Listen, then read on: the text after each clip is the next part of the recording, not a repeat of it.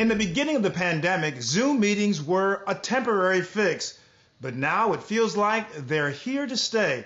Now, we've all been having these meetings from home, but it's time some of us get a little refresher on how to behave at work. Once upon a time, we only invited our coworkers into our homes on very special occasions. Now with remote work, a lot of them come into our homes every day. Unfortunately, not everyone has adapted to mixing work life and home life. A judge in Florida had to send a stern warning to lawyers appearing before him in his virtual courtroom that they needed to be out of bed and wearing a dress shirt when handling a case. Stories of undressed spouses in the backgrounds, X-rated items in personal bookshelves, and forgetting to turn the camera off when using the bathroom have become all too common as we meet remotely. Can we learn to mind our manners in this new virtual world? Joining us now to talk about how to mind our Zoom manners is Elaine Swan. She's the author of the book, Let Crazy Be Crazy. Welcome to the show, Elaine. Thank you. Glad to be here. Yeah, Elaine, it's so good to have you. Let's go right to a question we have from our Instagram followers. They write, I'm often late to Zoom meetings with my boss, and sometimes I even keep the camera off. We're working from home, so aren't the rules more relaxed? No, not at all. The rules are not relaxed. We have to keep in mind the key word in this particular instance is work. So folks are still at work.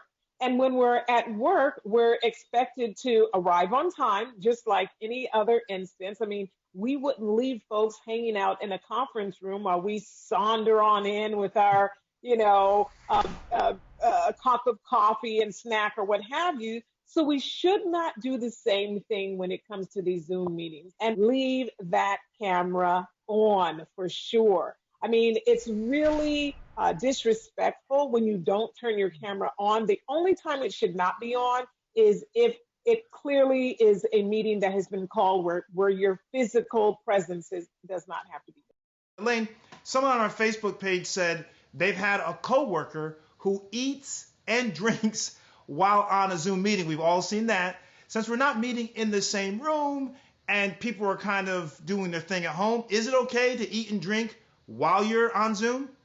Not during a business meeting. You should not eat and drink during a business meeting. If it's a business meeting, then don't eat unless it's happy hour, because we know a lot of businesses are extending happy hour to staff members. And so if it's business and it's happy hour, definitely, but not during a business instance.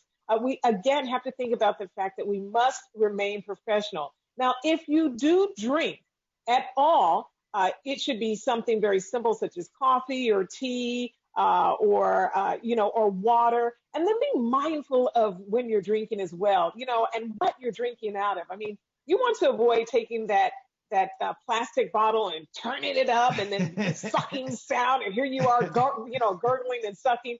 But instead, have a nice glass of water, right? So people know exactly what you're drinking out of, okay, and what you're drinking, and most especially for job interviews. Clearly, the three of us have seen some crazy stuff when people are Zooming, and I just don't get it. I mean, it's common sense. You have the choice. You can put your best foot forward and come out a superstar and not do all the things that you've alluded to. But we have another question. So Tiffany wrote to us on Twitter, and she asked, I love my elaborate background on Zoom. Is there anything wrong with that elaborate background? Yeah, the elaborate background, you have to be very, very careful of this, all right? Because as the meetings go on, people's eyes kind of start to wander a little bit, and they'll take a look at your background.